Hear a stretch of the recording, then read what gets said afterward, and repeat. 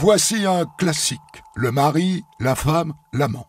Un classique éternel puisque mon histoire se déroule à la fin du 19e siècle, en 1881.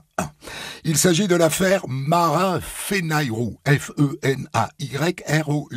Alors j'aurais pu dire Fenayrou, avec l'accent parisien, mais l'homme vient de l'Aveyron et donc d'Occitanie. Je me suis dit qu'à l'époque, on disait forcément Fenayrou. Voilà. Quoi qu'il en soit, c'est une affaire qui a fait grand bruit à l'époque. Pour le débrief, je ferai appel à l'historien Bernard Hautecloque, membre de la Société française de l'histoire de la police. Interview disponible sur votre application dans un deuxième podcast. J'ai écrit cette histoire avec Thomas Audouard, réalisation Céline Lebras. Europe 1, Christophe Ondelatte. Cette histoire de corne-cul commence au début des années 1860 dans l'Aveyron, lorsque le jeune Marin Fenayrou, 14 ans, pousse la porte de la petite pharmacie de son père pour lui annoncer qu'il part. « Et où pars-tu donc, Marin ?»« Eh bien, je pars faire ma vie. Je pars apprendre le métier de pharmacien. »« Mais pourquoi ne pas rester ici? Je te l'apprendrai, moi, le métier. » « Vous êtes plus herboriste que pharmacien, papa. Moi, je veux être un grand pharmacien. Et puis, je veux voyager. »« Mais enfin, Marin, tu as 14 ans. Tu n'as pas fait d'études. Comment veux-tu devenir pharmacien ?»«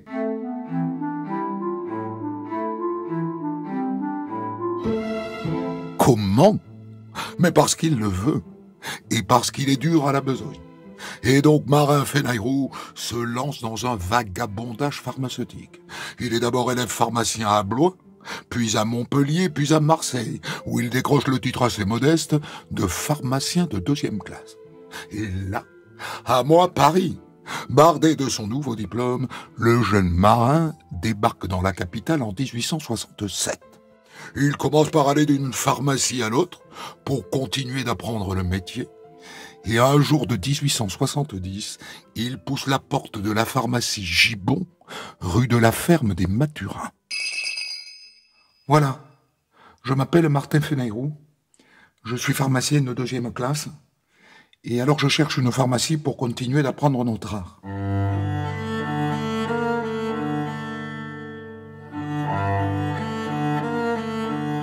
Et sa chance, c'est que le pharmacien, M. Gibon, vient juste de mourir.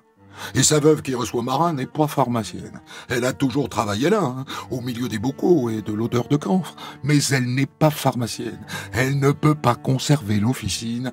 Elle doit la vendre dans les 6 mois. C'est peu dire que Marin tombe au bon moment. Si bien qu'au bout de 2 semaines, elle lui fait une proposition. Voilà. Je me disais que je pourrais vous louer la pharmacie et qu'en échange, je pourrais rester dans la boutique. Je connais le métier. Vous êtes jeune et vous êtes entreprenante d'après ce que je vois, mais je vous aiderai autant que je le peux. Eh bien, madame, oui, c'est entendu.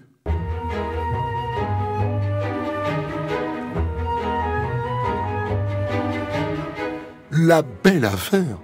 D'autant que dans la foulée, Marin devient le gendre de la veuve Gibon. Il épouse sa fifi de 17 ans, Gabrielle. La gamine le trouve laid, mais elle n'a pas le choix.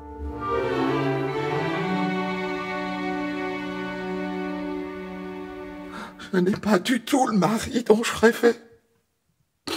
Je serai malheureuse toute ma vie. Et la première chose que fait Marin Fenayrou, une fois le mariage consommé et surtout le bail de location de la pharmacie signé, c'est de renvoyer sa belle-mère, trop présente à son cou.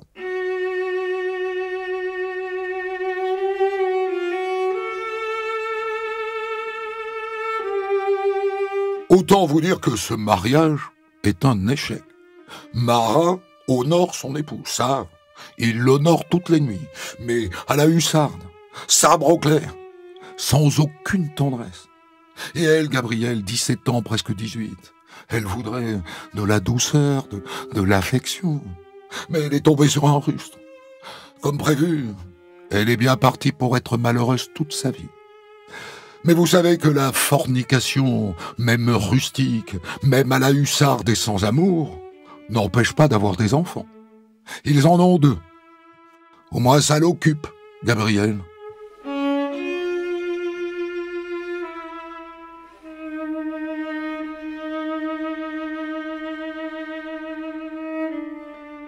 Et lui, Marin, pendant ce temps-là, que devient-il? Eh bien, il est grisé par la vie parisienne.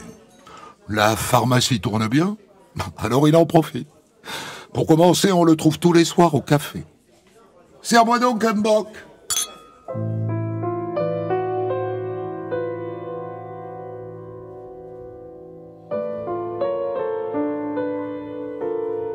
En général, il en boit au moins 6. Et après, ma foi, il va aux courses. L'argent de la pharmacie finit chez les bookmakers. Et après, il s'en va boire à nouveau et jouer aux cartes avec ses amis du turf. Et pendant ce temps-là, Gabriel cultive sa mélancolie. Quel gâchis ce mariage! Quel gâchis!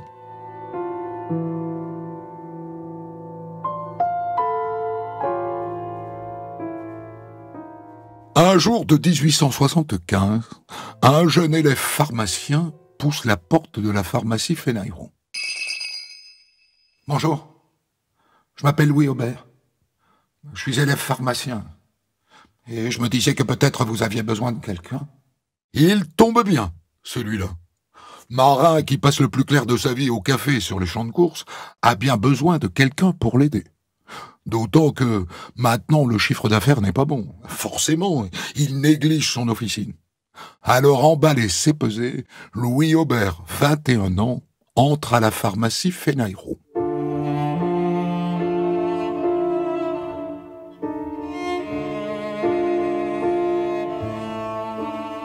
Quand Louis Aubert s'installe derrière le comptoir de la pharmacie, il entre dans le cœur aigri de Gabriel, comme on entre dans une ville ouverte. Non pas qu'il soit beau, hein, il est même assez laid. Mais à ce moment-là, malheureuse comme est Gabrielle, elle est prête à se jeter dans n'importe quel bras. Ça ne se fait pas tout de suite. Gabrielle est d'éducation catholique, ça n'est pas une Marie couche-toi là. Alors au début, ça se sourit, ça se frôle, ça respire l'odeur de l'autre au passage. Ça tourne autour du pot en tout bien tout honneur. Est-ce que Marin Fénairon s'en aperçoit de tout ça? Sans doute, mais il ferme les yeux. C'est que le joli cœur de madame fait tourner la boutique. Alors il est indulgent. Enfin jusqu'à un certain point. Hein. Lorsqu'un jour il voit Aubert mal servir un client, il lui colle une mornifle mémorable et il le fiche dehors.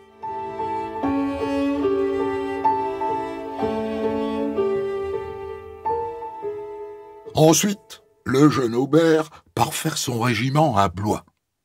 Et quand il rentre, ma foi, Marin fait mine d'oublier. Il invite le gamin à dîner à la maison. Louis désormais l'appelle papa. Et Gabrielle, petite mère. C'est mignon comme tout.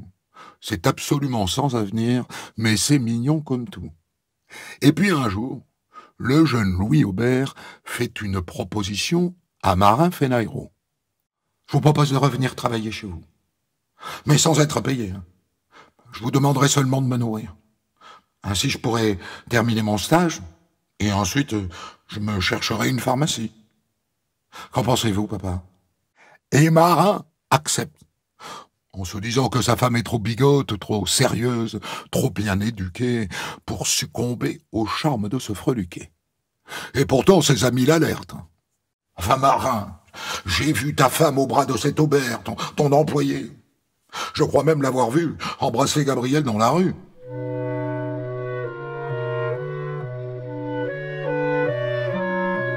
La vérité, c'est qu'à ce moment-là, les deux sont vraiment devenus amants. Gabriel et Louis ont consommé l'adultère. Elle a enfin quelqu'un qui s'occupe de son plaisir, de sa satisfaction, quelqu'un qui la caresse longuement, qui ne lui saute pas dessus comme une bête en rue. Mais Marin fait mine de ne pas comprendre, de ne pas voir. C'est que ce garçon travaille gratuitement pour lui et qu'il lui sauve tous les jours son affaire. À propos, de quoi vit-il maintenant Aubert puisqu'il ne gagne pas un sou et qu'il n'est pas payé à la pharmacie? Eh bien, Gabriel lui donne de l'argent, régulièrement. 20 francs par-ci, 20 francs par-là. Quand Fenayrou s'en aperçoit, il se dit qu'il n'y a aucun avantage à le garder puisque l'autre lui emprunte sa femme et qu'il est en train de siphonner sa caisse. Alors finalement, il le renvoie à nouveau.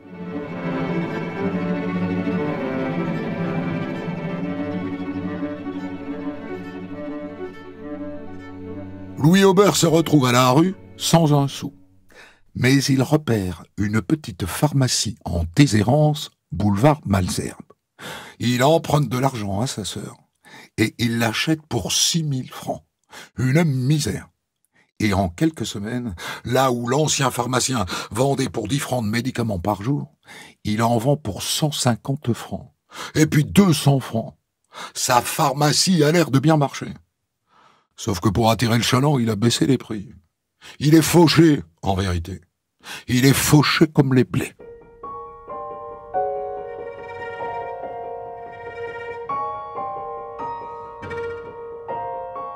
Et que devient Gabriel pendant que son ancien amant fait semblant d'être riche? Eh bien, elle se console dans les bras d'un autre homme, sans regret, manifestement. De toute façon, Louis Aubert a décidé de se marier. Il fait paraître une annonce matrimoniale. Pharmacien 30 ans épouserait demoiselle de 20 à 25 ans avec fortune. Quand elle voit ça, Gabriel fait mine de ne pas être affecté. De toute façon, je ne l'aime plus. Mais il y a quelque chose qui me chagrine. Je veux récupérer mes lettres, enfin toutes celles que je lui ai écrites lorsque nous étions amants. Je crains qu'il ne les conserve et qu'il nous fasse chanter, Marin et moi. Ce serait terrible pour ma réputation, hein. Et au passage pour la sienne. Récupérer ces lettres devient une obsession, à tel point qu'un jour, elle dit tout à son mari. Oui, je le reconnais, mon chéri. J'ai été la maîtresse de Louis Aubert. Tu as été sa maîtresse, dis-tu? Tu te rends compte de ce que tu me dis? Sa maîtresse? Mais tu es une traînée, Gabriel. Tu es une traînée. Mais je ne l'aime plus. Je ne l'aime plus du tout. Mais mon souci, mon chéri, est qu'il a conservé mes lettres. Tu comprends bien l'usage qu'il pourrait en faire. Dès lors, récupérer ces lettres devient une obsession commune du mari cocu et de sa femme infidèle. En attendant, Fenayrou est tellement blessé par l'aveu de sa femme, dont il savait tout, depuis le début, qu'il prend des mesures immédiates. « Donne-moi ta couronne de mariée, et vite, et l'anneau nuptial aussi, et les bijoux que je t'ai offerts, la naïf que j'étais. » Il retire même le dessin au fusain de Gabriel accroché au mur du salon. Il remet en place le cadre, vide. « Écoute-moi bien, sale traînée. Je vais te tuer. T'as qu'un seul moyen de sauver ta vie. Tu vas m'aider à tuer Aubert. »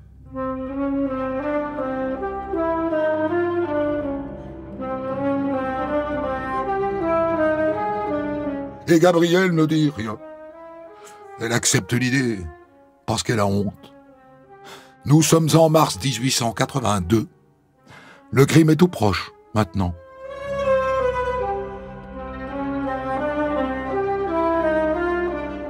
L'idée de Fenayrou est d'attirer Aubert dans un endroit désert et de le tuer. Pour ça, il loue sous un faux nom une maison meublée à Chatou, dans la proche banlieue de Paris.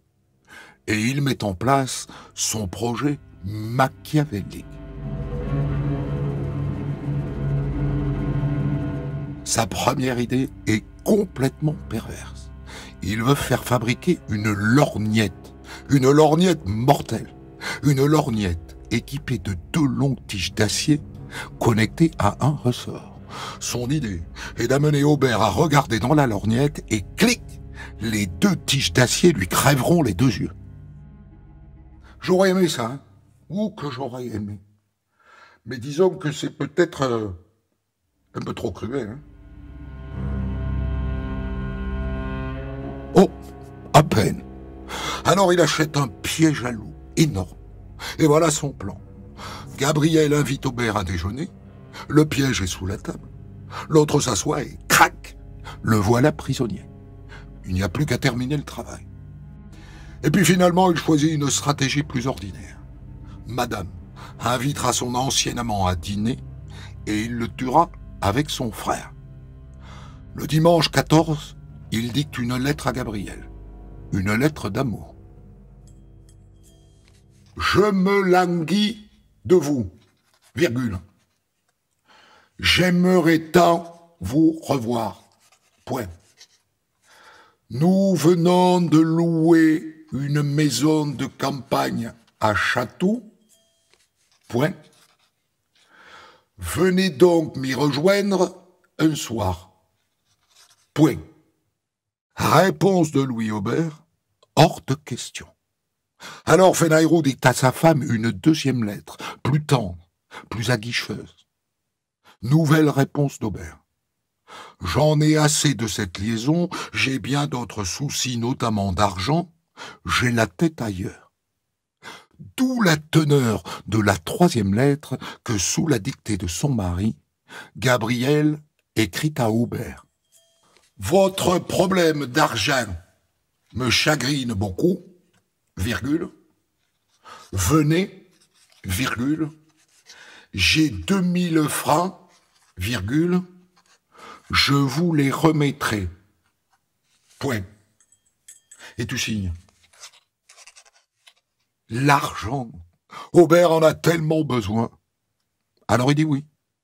Rendez-vous est pris pour le jeudi de l'Ascension à 8h15 du soir dans la grande salle de la gare Saint-Lazare. Direction Chatou.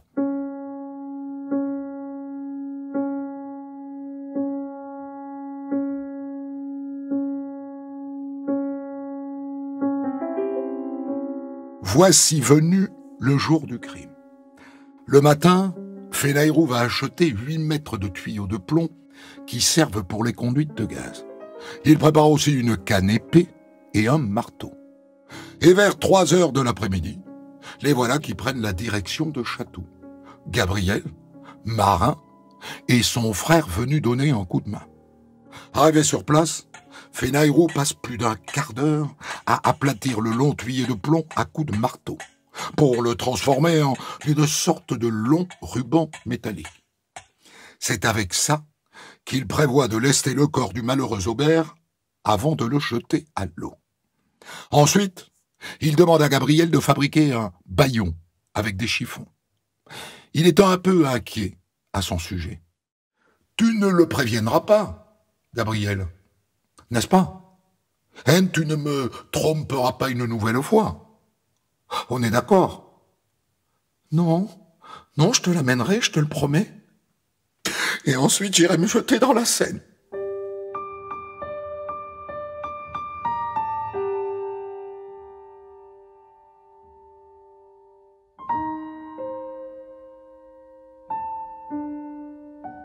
Elle amène Louis Aubert dans la maison de Chatou, comme promis. Vas-y, entre. Louis Aubert accroche son chapeau au porte-manteau. Et à ce moment-là, Marin Fenayrou déboule avec un marteau à la main. Et bim, il lui assène un gros coup sur la tête. Aubert hurle, mais il est conscient. Et les voilà maintenant qui se battent tous les deux corps à corps. Mais c'est Aubert qui prend le dessus. Alors Gabriel se jette sur lui. « Misérable, vous n'allez pas tuer mon mari maintenant ?» Fenayrou en profite, il se dégage et il lui assène un deuxième coup de marteau et bim, Aubert a le visage en sang et il s'effondre. Et là, Fenayrou attrape sa canne épée et il la lui colle sous le menton. « Je voulais te tuer le jour de la première communion de mes enfants, mais tout n'était pas encore prêt. Maintenant, misérable, ta dernière heure a sonné. Tu m'as torturé le cœur. Eh bien, c'est par le cœur que tu vas mourir. » Et là, il lui plonge l'épée dans la poitrine, 2 fois.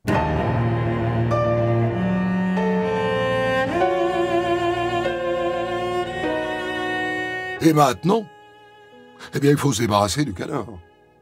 Fenayrou attrape alors son grand ruban de plomb et il saucissonne avec le corps du pauvre Louis.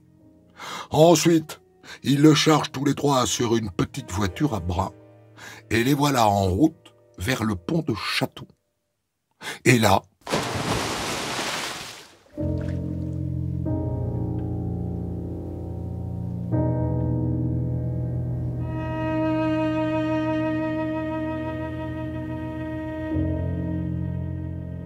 quand ils rentrent chez eux à Paris, le soir, Marin dit à Gabriel: « Maintenant, tout est oublié, Gabriel, tu m'entends? Nous sommes comme le soir de notre mariage. » D'après ce que dira Gabriel, cette nuit de noces bis repetita ne fut pas inoubliable. Loin de là.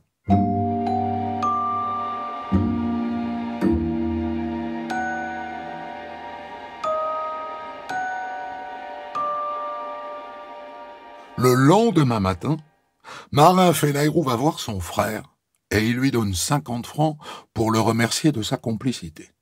Et puis il passe voir sa belle-mère, la veuve Gibon, la mère de Gabriel. « C'est fait, belle maman. »« Ah, et ma fille ?»« Votre fille n'était pas là. Je l'ai tuée seule. » Eh oui, la belle-mère était au courant du projet, trop contente qu'on fasse sortir par la petite porte cet amant qui ternissait la réputation de sa fille. Et par ricochet, la sienne.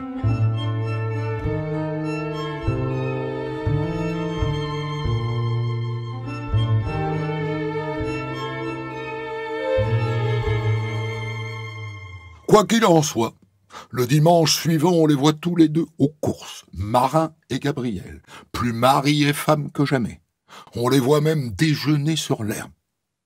Et je peux vous dire qu'à ce moment-là, nul ne peut imaginer qu'ils ont tué l'amant de madame à coups de marteau.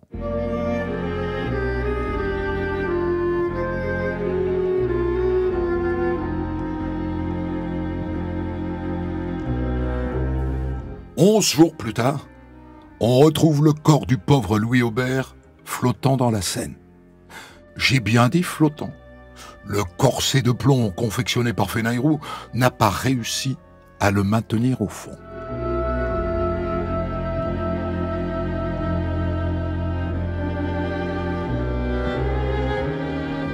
C'est la sœur de Louis Aubert qui vient reconnaître le corps à la morgue, Madame Barbet.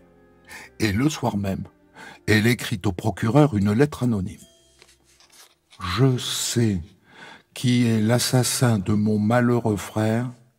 Il s'agit de son ancien employeur, Monsieur Marin Fenayrou. »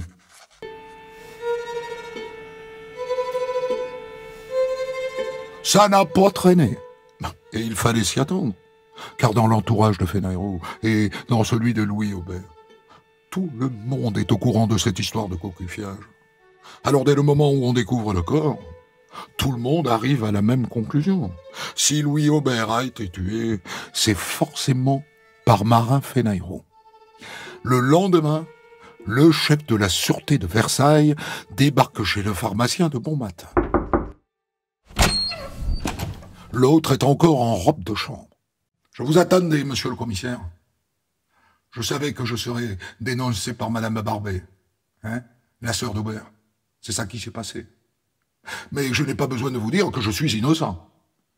Admettons. Pouvez-vous néanmoins me donner votre emploi du temps le jour de la disparition de monsieur Aubert? Bien sûr.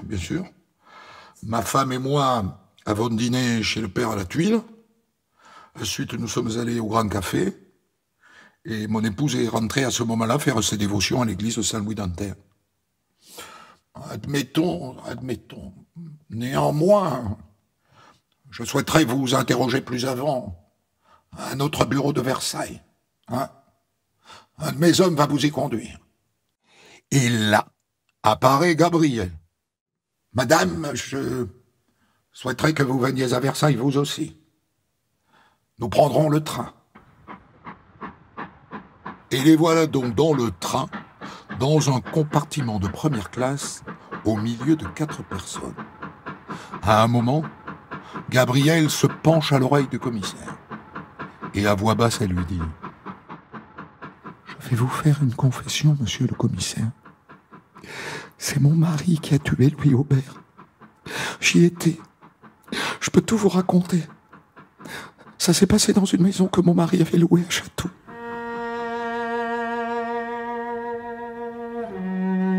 Et elle lui raconte tout. Les coups de marteau, la canne épée dans le cœur, le tuyau de plomb et tout le reste.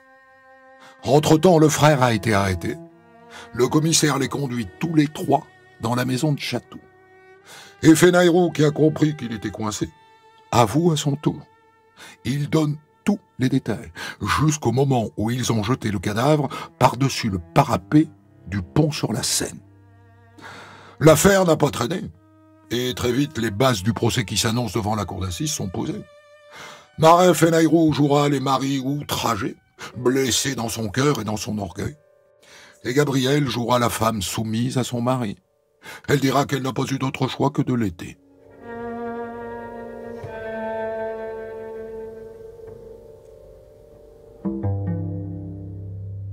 Le procès du couple Fenayrou et du frère de Marin s'ouvre devant les assises de Versailles le 19 août 1882.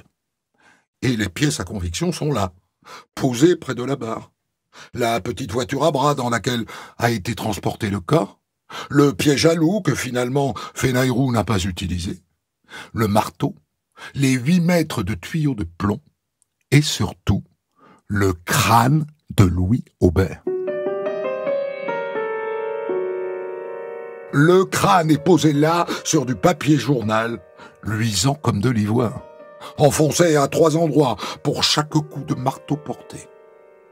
Et puis commencent les interrogatoires, en commençant par celui de Marin.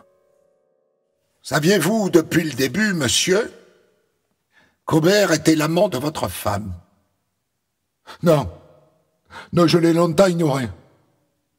Et ce que j'ai fait quand je l'ai su prouve ce que j'aurais pu faire avant si je m'étais douté de son infamie. Des témoins viendront dire néanmoins que vous saviez tout depuis longtemps. Eh bien, ils mentent. J'étais sourd et aveugle. J'aurais donné à Aubert ma femme à garder tellement j'avais confiance. Je n'ai rien su jusqu'à ce qu'elle se jette à mes pieds pour tout m'avouer. Et là, je lui ai dit, je devrais te tuer, mais je te pardonne. C'est lui qui mourra.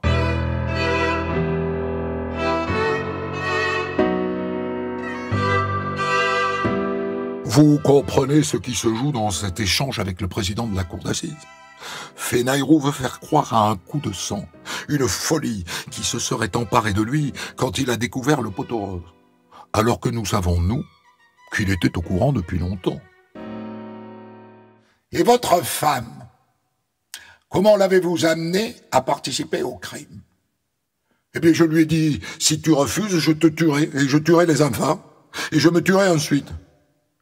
Mais je lui ai dit qu'en revanche, si elle m'amenait Aubert, eh bien, elle serait réhabilitée. Mais qu'a-t-elle fait elle-même au moment du crime? Rien. Rien, elle n'est pas intervenue. Fenayrou a l'élégance de la décharger du crime autant qu'il le peut. Voyons maintenant ce que dit Gabrielle quand elle est interrogée par la cour. Votre mère, madame, vous a marié à 17 ans et demi, à l'époque. Aimiez-vous Fenayrou? Non. Le détestiez-vous? Non. Disons que c'était un mariage de raison. J'étais aimante, affectueuse, mais lui était plutôt froid. À quelle époque êtes-vous devenue la maîtresse d'Aubert? Le 1er avril 1879. C'est précis. Êtes-vous sûr que vous n'étiez pas sa maîtresse avant, dès 1875? Ah oui, j'en suis sûr. Il s'agit là de dater le moment où Fenayrou a commencé à comprendre qu'il était cocu.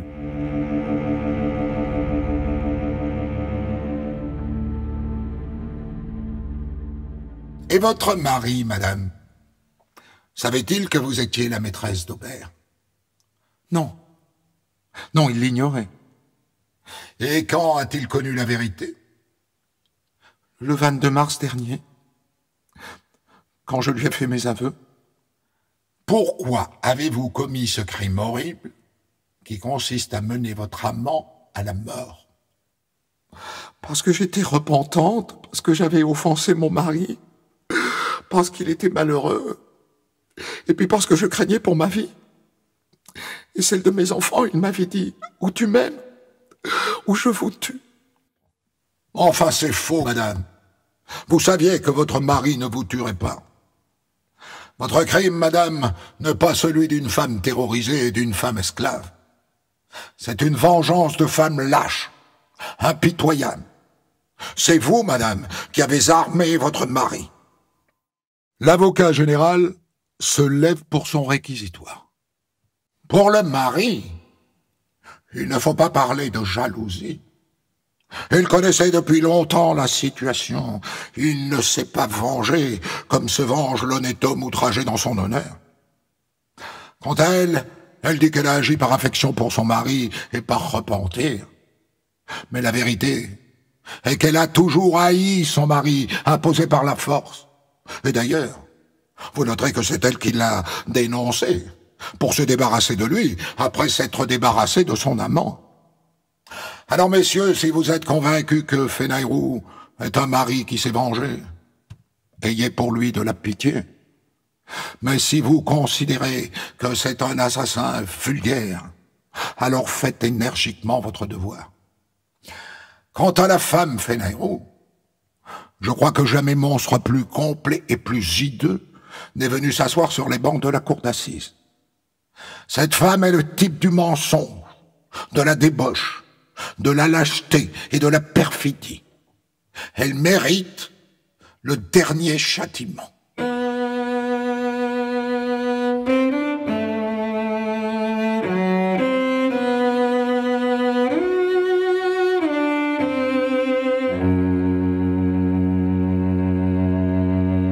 L'avocat de Marin Fenayrou se lève ensuite. Fenayrou, messieurs, c'est tout simplement vengé. Il s'est vengé comme un montagnard à demi sauvage, songeant au plus épouvantable des supplices, rêvant d'aveugler Aubert, de le prendre dans un piège à loup, implacable et bien déterminé à faire souffrir l'homme qui s'était joué de son honneur et qui avait brisé sa vie. Vous pouvez le condamner, messieurs les jurés, mais vous ne le mépriserez pas. Et puis c'est à l'avocat de Gabriel de plaider. Madame Fenayrou a été conduite au crime comme une esclave. C'est bien la vérité. Et il suffit de jeter un coup d'œil sur sa vie pour en avoir la certitude. Mariée à un homme qu'elle estimait si elle ne l'aimait pas d'un grand amour, elle a commis la faute d'oublier ses devoirs d'épouse. Mais elle est revenue à son mari le jour où elle l'a vu condamné et malheureux. Vous aurez pitié, messieurs, de cette malheureuse qui n'était plus l'épouse, mais l'esclave.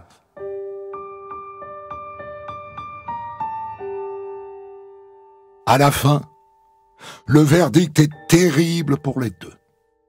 Marin Fenayrou, vous êtes condamnés à la peine de mort. La cour ordonne que l'exécution aura lieu à Versailles.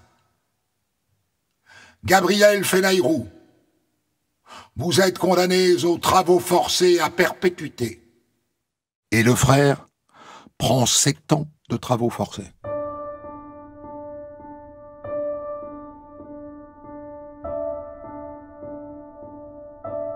Les jurés n'ont cru ni à la légitimité de la vengeance de la part de Marin, ni au fait que Gabriel était son esclave.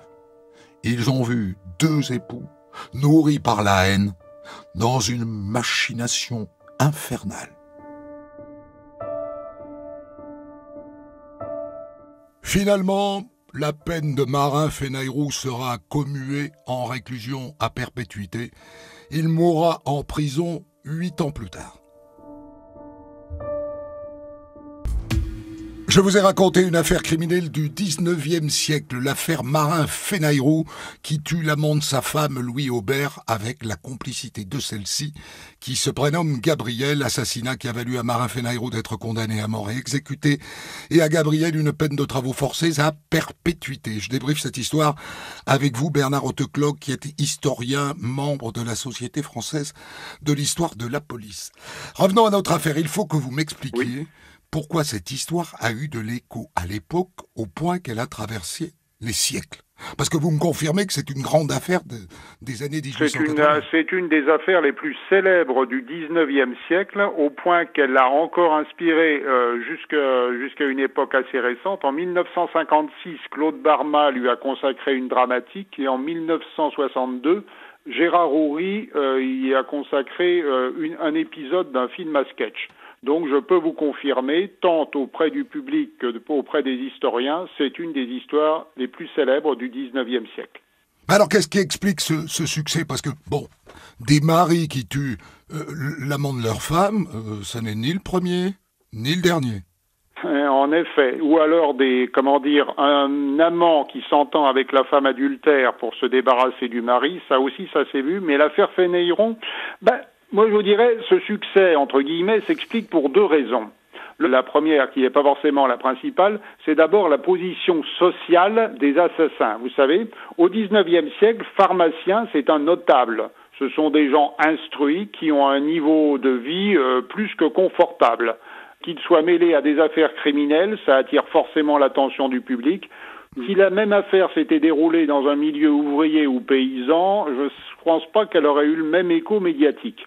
Mais je dirais que la principale raison, c'est que l'époque adorait le vaudeville, c'est-à-dire l'histoire de l'adultère, vue sous un angle plus ou moins comique, et le grand guignol, les histoires les plus sanguinolentes, les plus horribles possibles. Or, l'affaire Fenailleroux mélangeait les deux. Le verdict, j'ai été surpris, Bernard Hautecloque, par le verdict. Je pensais que Fenailleroux, dans la société patriarcale de l'époque, allait bénéficier de la mansuétude au nom du crime passionnel, d'autant que dans le jury, il n'y a que des hommes à cette époque-là. Mais oui, l'avocat général lui-même envisage qu'on puisse avoir pitié de lui. Mais absolument.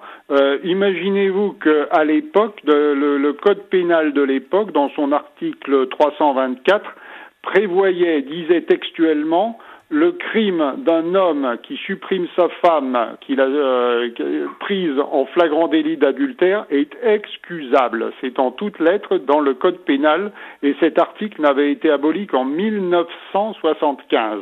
C'est-à-dire, il n'y a même pas 50 ans. Et effectivement, la justice de l'époque était extrêmement sévère pour les crimes contre la propriété, les crimes de sang, etc. Elle était étonnamment indulgente pour les crimes passionnels en tout genre. Les acquittements étaient fréquents, les condamnations plutôt indulgentes. Dans le cas des Fenailleroux, ça n'a pas été le cas. Ils ont été condamnés très sévèrement, même si finalement il n'a pas été exécuté. Et surtout, ce qui m'a frappé en lisant les articles de presse, c'est qu'ils ont été très très mal perçus par l'opinion publique. Parce qu'ils étaient pervers, parce que tout de même, c'est vrai, il y a plus que tuer l'amant de sa femme, il y a le pied jaloux, il y a l'idée de la lorgnette, il y a les marteaux, il y a l'épée dans le cœur, enfin tout ça pose une dramaturgie qui ne relève pas du coup de sang du mari outragé en vérité. Exactement. D'abord, Octave Mirebeau, qui écrivait dans le Figaro, décrivait Marin-Fenailleroux comme abject et laid. Et c'est un fait qu'il n'avait pas le beau rôle. Il était ce qu'on appelait dans l'argot de l'époque un julot casse-croûte, c'est-à-dire un mari complaisant qui préférait fermer les yeux sur les fredaines de sa femme tant qu'il y trouvait son intérêt. C'est déjà très mal perçu par l'opinion publique. Mais surtout, le fait qu'il tire vengeance des années après avoir été au courant, et alors que la liaison était justement rompue, le fait qu'il ait indirectement profité de l'amant de sa femme, ça, c'était ce que l'opinion publique ne pouvait pas accepter. Et puis il y avait, vous l'avez rappelé, toute la cruauté, la préméditation qui rendait ce crime difficilement excusable. Elle, Gabrielle, bon, compte tenu des mœurs de l'époque, elle pouvait pas s'attendre à de la mansuétude, elle trompait son mari, elle a participé au crime, donc pas étonnant qu'elle ait été condamnée à perpétuité en revanche. Mais vous savez que lors du procès de Versailles, il a fallu, à la fin d'une audience, la deuxième ou la troisième, je sais plus, il avait fallu la maintenir dans la salle du tribunal parce que la foule lui était tellement hostile qu'elle lui aurait fait un mauvais sort alors qu'elle regagnait sa prison.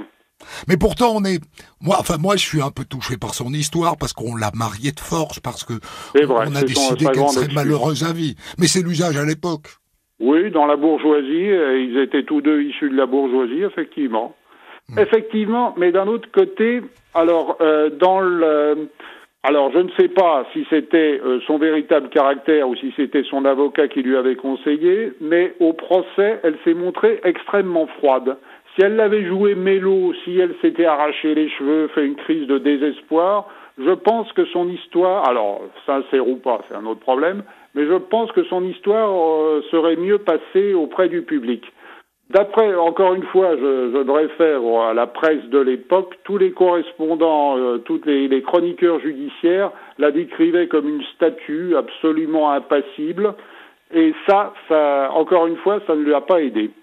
Une dernière chose, ce crime est fou sur un point, c'est que on voit bien qu'il est résolu très vite parce qu'ils sont tout de suite désignés. C'était naïf, leur machination, voilà. Ils pouvaient pas... C'était idiot, c'était une sorte de suicide en vérité.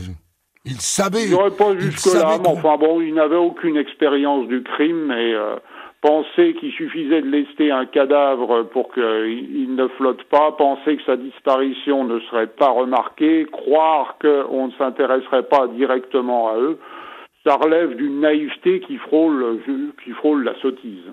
D'après ce que j'ai lu, ni Marin ni Gabriel n'étaient des gens particulièrement intelligents. Merci beaucoup Bernard Hautecloque d'avoir partagé votre science avec nous. Je rappelle que vous êtes historien, membre de la Société française de l'histoire de la police et que vous vous apprêtez à publier aux éditions Félin La République face à la rue, de la Commune à la Grande Guerre. Des centaines d'histoires disponibles sur vos plateformes d'écoute et sur europe1.fr.